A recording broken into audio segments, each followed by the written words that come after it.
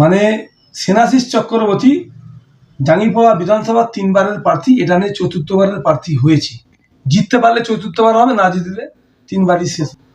যে মনোনয়নপত্র জমা দেওয়ার পরেই বেরিয়ে বলছে আমি প্রায় 30 থেকে 40 হাজার ভোটে লিড করব, কিন্তু এমনি সময় দেখা যায় না। কি বলবেন? এটা তো আমি অনেক আগেই বলেছি যে উনি হচ্ছেন কাপুরের ভেতরে থাকা কর্পূর। বছরে 1-2বার আসে, ওনার ঘর থেকে গাড়ি করে উঠে এখানে নেমে আবার ওখান থেকে উঠে আবার চলে যায়।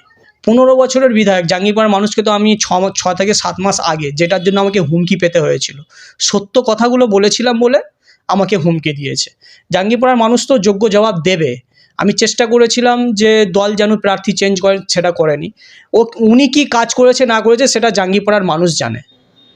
15 বছরের বিধায়ক, পরিষেবা দেওয়া তো দূরের কথা, একজন বিধায়ক পরিষেবা দেবে তার তো একটা অফিস থাকা দরকার। উনি তো এখানকার স্থায়ী নয় যে ওনার বাড়িতে পরিষেবা দেবে। ওনার বাড়িটা তো হচ্ছে কোন নগরে, কে যাবে ওখানে? এমন ঘোঁজের মধ্যে বাড়ি, সেখানে সাধারণ মানুষ, আমরাই মাঝে মাঝে যখন যেতাম আমরাই হিমশিম খেয়ে যেতাম, এত কষ্ট হতো। তো সাধারণ মানুষ, আমার জাঙ্গিপাড়া বিধানসভার জাতি ধর্ম বর্ণ নির্বিশেষে সমস্ত মানুষরা বেশিরভাগই সব অসহায়, মধ্যবিত্ত, তারা কেমন করে যাবে? যদিও বা বাসের পরিষেবা ছিল, বাস তো টোটাল বন্ধ। জাঙ্গিপাড়া বিধানসভায় 15 বছরে রাস্তাঘাট আলো থেকে যা উন্নয়ন করেছে, আমি আগেও বলেছি আবারও বলছি, যা কিছু উন্নয়ন করেছে সব মমতা ব্যানার্জির জোরপূর্বক প্রচেষ্টাই হয়েছে। এই 15 বছরের বিধায়কের দায়িত্বজ্ঞানহীন জনপ্রতিনিধির প্রচেষ্টায় কিছুই হয়নি। তিনি তো মানুষের সঙ্গে যোগাযোগ করেন না। 90% বুথের মানুষ বলছে যে আমরা ওনাকে চোখে দেখিনি। 15 বছরের বিধায়ক। আবার অনেকে বলছে আমাদের বিধায়ককে নামই জানি না। তাহলে উনি কি পরিষেবা দিয়েছে?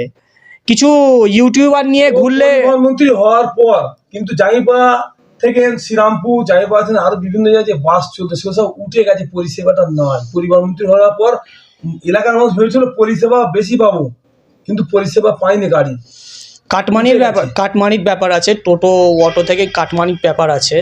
বাসগুলো তুলে দিয়েছে, বাস মালিকগুলোর যে সর্বনাশ হলো, তারা যে বেকারত্ব হলো, তাদের যে আর্থিক দুরবস্থা হলো, সেই সব কথা তো তিনি খেয়াল করলেন না। মধ্যবিত্ত ফ্যামিলির মানুষ মহকুমা বা শ্রীরামপুর কোর্টে যেতে গেলে জাঙ্গিপাড়া থেকে তার খরচা হয়ে যাচ্ছে প্রায় 160 টাকা। আগে যে বাস চলতো তাতে ছিল 30 টাকা। সেই ফ্যামিলিরা কিভাবে কি করবে? এই দাবিটাই তো করেছিলাম আমি, ওই জন্যই তো ওনার রাগ আমার প্রতি, এবং ওনার আশেপাশে হাতে কয়েকটা লোক আছে আমার, কিন্তু সত্য তথ্যটা তো আমি তুলে ধরেছি। আমি তো দল বিরোধী মন্তব্য করেছিলাম না, আমি তো শুধু ওনার বিরুদ্ধে বলেছিলাম। প্রত্যেকটা বিধানসভায়, বহু বিধানসভায় প্রার্থী বদল হলো, সেখানকার ভূমিপুত্রকে প্রার্থী করা হলো। আর আমরা জাঙ্গিপাড়ার মানুষ, আমাদের আমরা এতগুলো দল করি এত বছর ধরে, তৃণমূল কংগ্রেসের জন্মলগ্ন থেকে যারা দল করে আসছে, তাদের মধ্যে কি কারোর যোগ্যতা হলো না জাঙ্গিপাড়া প্রতিনিধিত্ব করার জন্য? এই প্রশ্নটা করেছিলাম তো আমি। মানুষ জবাব দেবে। জাঙ্গিপাড়ার মানুষ 2.5 লাখের বেশি ভোটার আছে। 2.5 লাখের বেশি ভোটার আছে, মানুষ যোগ্য জবাব দিয়ে দেবে এই বিজেপিকে আর এই তৃণমূলকে। বিজেপির হচ্ছে প্রসেনজিৎ বাগ, তার সঙ্গে আমি মুখোমুখি একটা লাইভ দিয়েছিলাম। সে বলেছে আমি যখন ক্ষমতায় আসবো জিতি, কিন্তু আগে আমি দেবো যে এলাকার জনগণকে পরিষেবা, কার্যালয়, অফিস, এসব বলেছে। ও বলছে আমি 30,000 ভোটে লিড করবো। তো কি বলবেন? এতে কি বিজেপি আর প্রসেনজিৎ বাগ আর সেনাশিস কি দুজনে মিশা আছে মনে হয়? একই কয়েনের এপিট আর ওপিট। টিএমসি আরএসএস, বিজেপি আরএসএস হচ্ছে একই কয়েনের এপিট আর ওপিট।